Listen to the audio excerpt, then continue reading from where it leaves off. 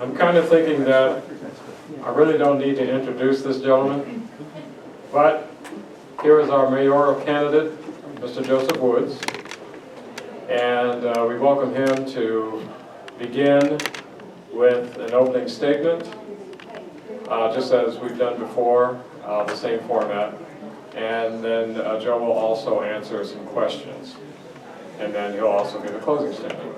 Okay? So, Mr. Woods, please begin with an opening statement for us.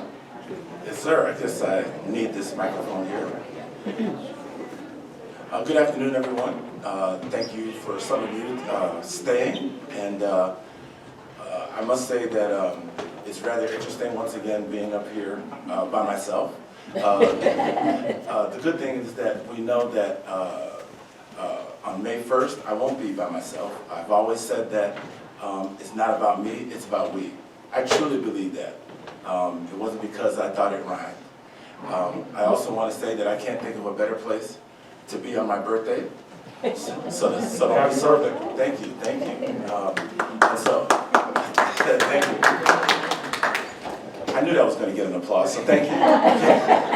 But no, seriously though, I just want to say that, first I'd like to say, you know, it's obvious that I'm up here by myself. The last time that I was here at a forum, there was another, the current mayor in the race.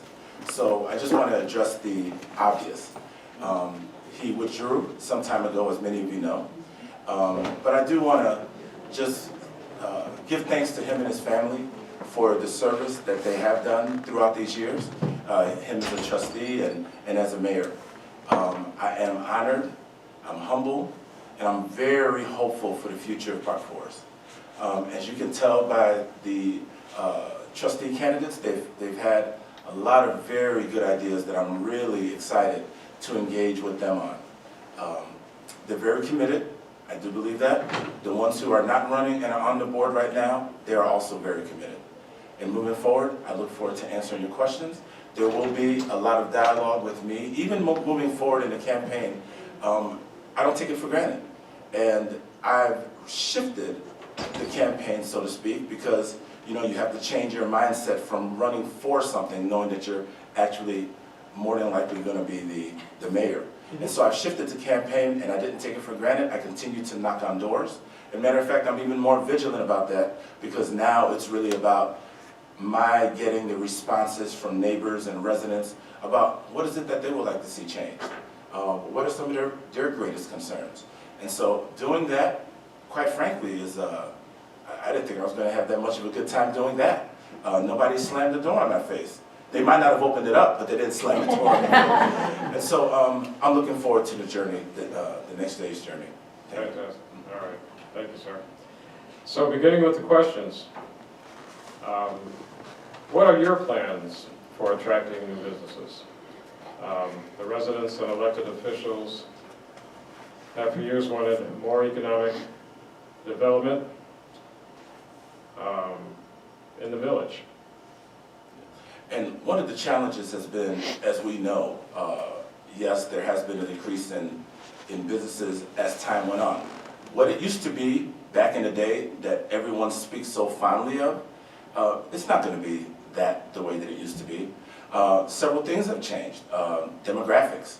There was a time when Park Forest was 70% white American, Caucasian, if you will. I was told that I should say white, anyway. And it's now shifted to 70% African American. So we have to be honest about the fact that there are changes that come along with that kind of demographic. But let's talk about the positive things, though.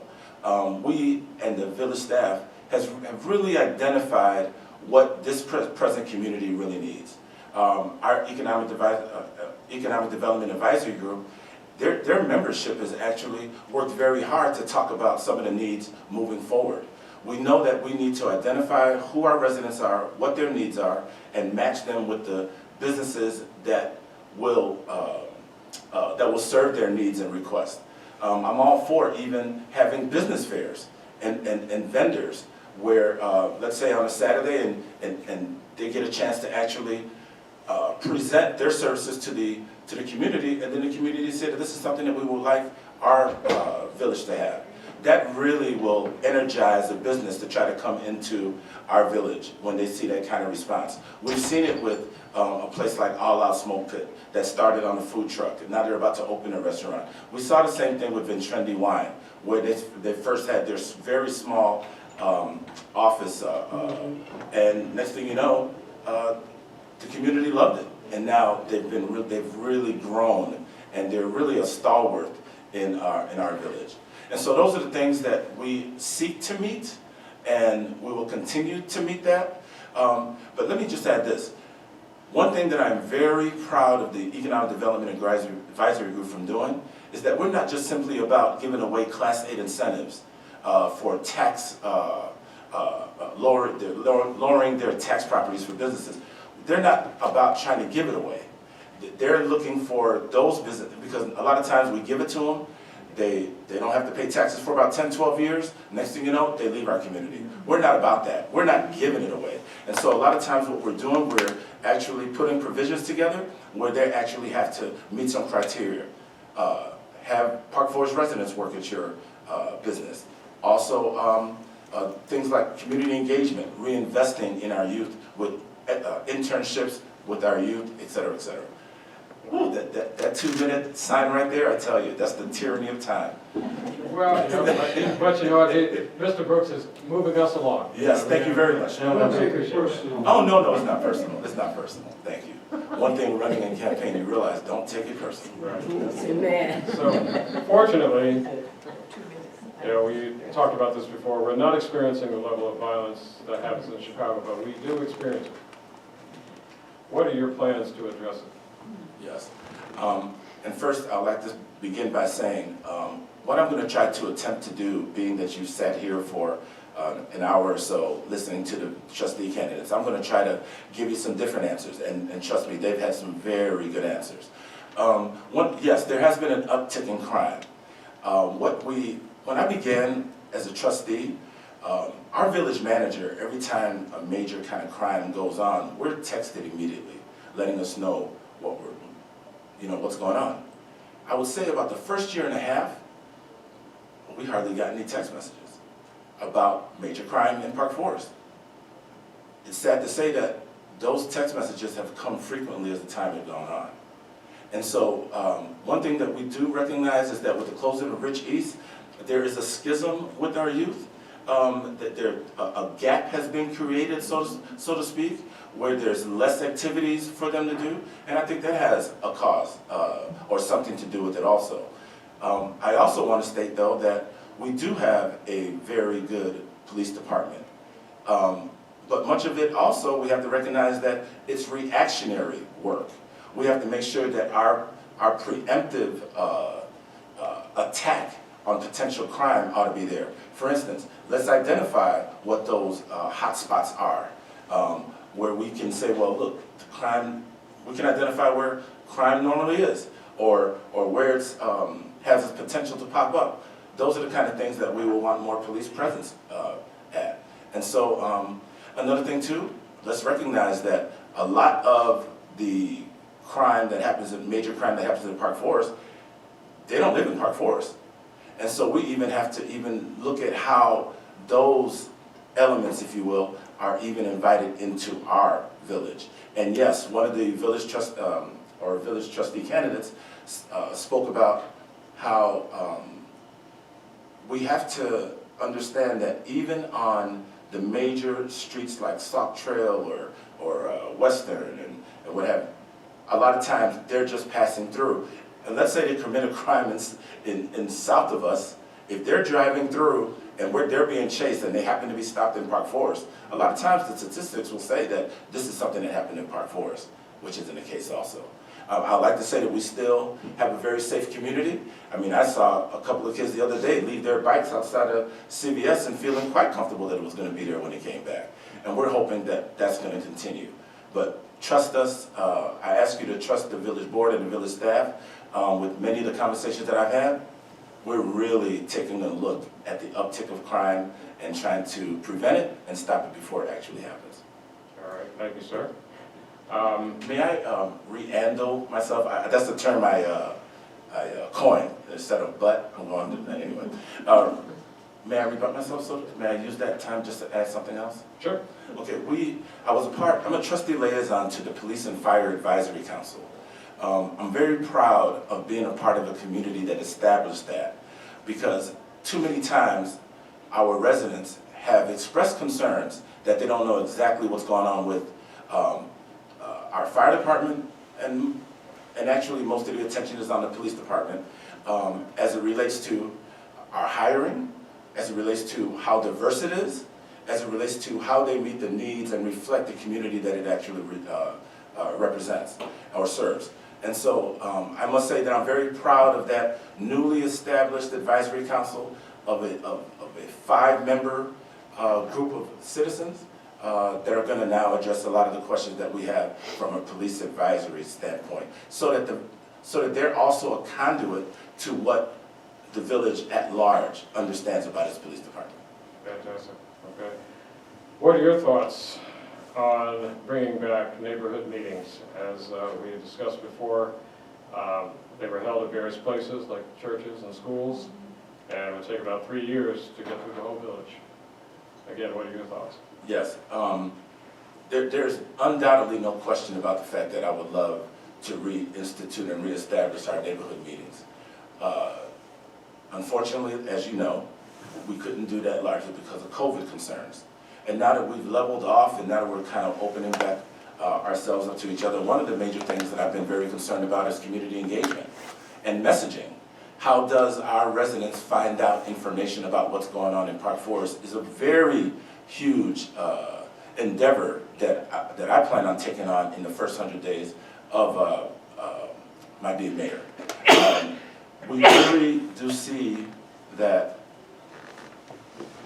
when you actually have engaged groups of people, whether it's associations, not-for-profit organizations, businesses within our own village, it really serves best for us. I'm so happy that we have what I call the bedrock of our community, which is our advisory councils and our commissions, because these are a group of volunteers who really work hard to be engaged, and we as a board actually rely very much on the recommendation from our boards and commissions. That is all a part, again, of our community engagement. Once I found out that there was not going to be another candidate in my race, I didn't stop. Matter of fact, I felt even more energized by wanting to find out what is it that our residents really need in our community. One unfortunate thing, well, I'll start with the fortunate because I'm a positive person. The fortunate thing is about our senior/vintage community. You guys have really showed up and showed out. You guys have done a wonderful job, and I mean, it's unfortunate that most of you are here today without being that younger demographic. The other part of it is that I don't see that same kind of energy. And so that's not necessarily to blame it on the youth so much, or that younger demographic, but it just really shows that we have even more work to do. And yes, I look very much forward in going to doing the neighborhood meetings. And I'd like to share this. I have actually been doing a personal crusade of my own without even announcement. I've been visiting one church, a different church in our community every weekend. I've got 7 more to go. And so even that has been really eye-opening and a very learning factor for me as it relates to all of the different demographics and all in the ways in which we worship and all the kind of membership where people really do want to get involved and have been involved, and maybe their voices haven't necessarily been heard. 2/3 of my term as trustee has essentially been on lockdown. And so I am so excited about having to open up once again in a way that fosters community engagement. Fantastic. Last question. Is there a plan to communicate on a regular basis the good news that is happening here in the village under your leadership?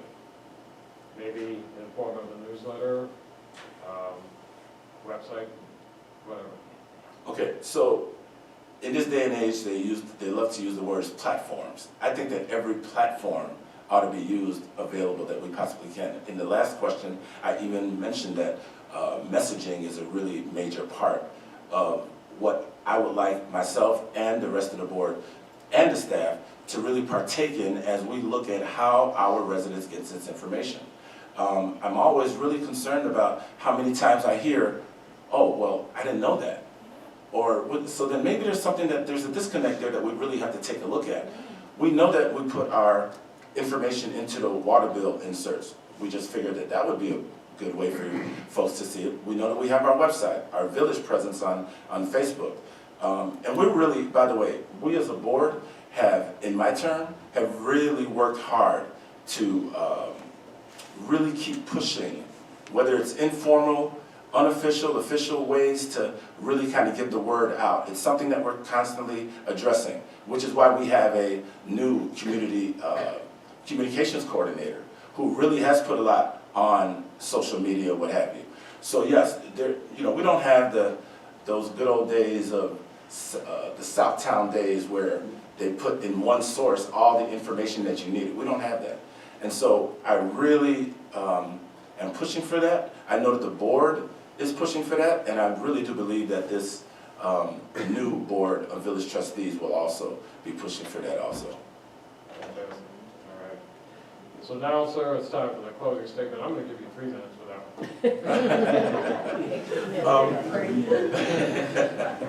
one. Again, I'm honored, I'm humble, and I'm very hopeful for where we are and where we can be as a village. The best part about being in a campaign is that you reach out and you get to hear so many varying opinions.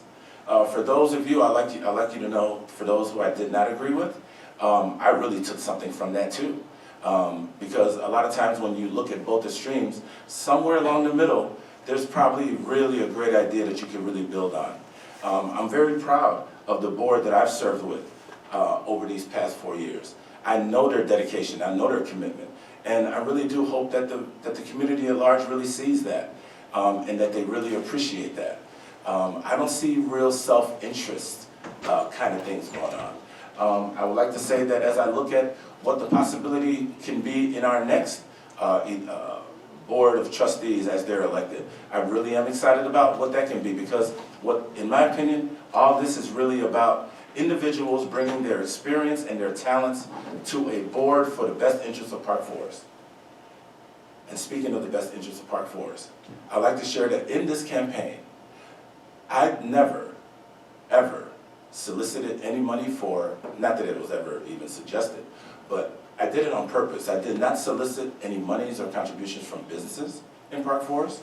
I did not solicit any money from businesses with a liquor license in Park Forest.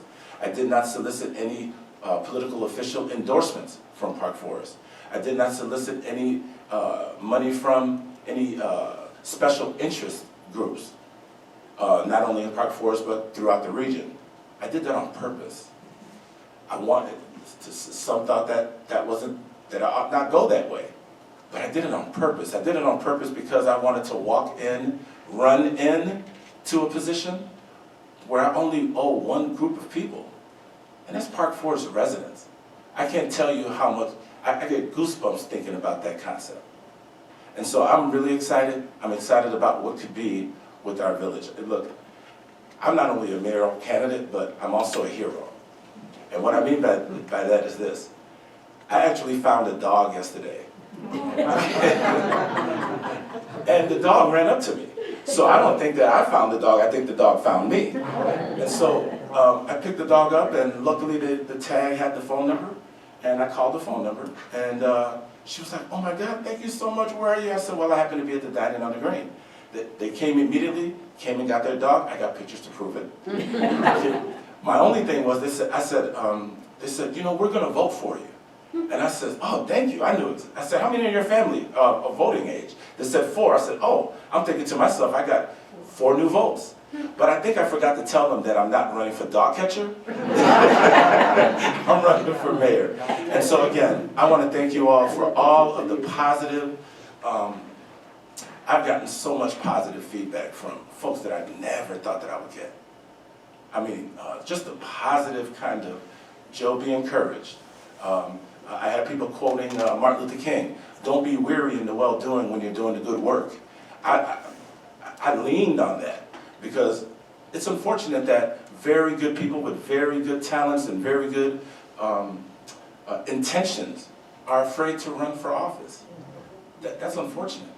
I've had people saying to me, really, you want to do that? Are you sure? Where did that kind of fear come from, is my question. Where did that kind of fear come from? And so I wanted to even challenge myself by simply saying, I need to go, I want to overcome that fear. Trust me, I'm not the kind of guy that want people in my business anyway, asking me all kind of questions, right? But it's something that I wanted to overcome for the betterment of Park Forest, a Park Forest that I love. I did a podcast where someone said, hey, are you married? And I thought about it for a minute. I think I married Park Forest when I became poet laureate. I think I married Park Forest when I ran for library board trustee. I think I married Park Forest when I decided to become a village trustee. I think I married Park Forest when I decided to run for mayor.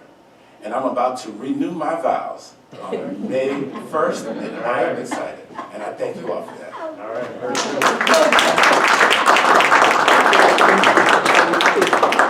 Thank you, everyone. That concludes the last forum. Don't forget, April 4th, and have a wonderful week.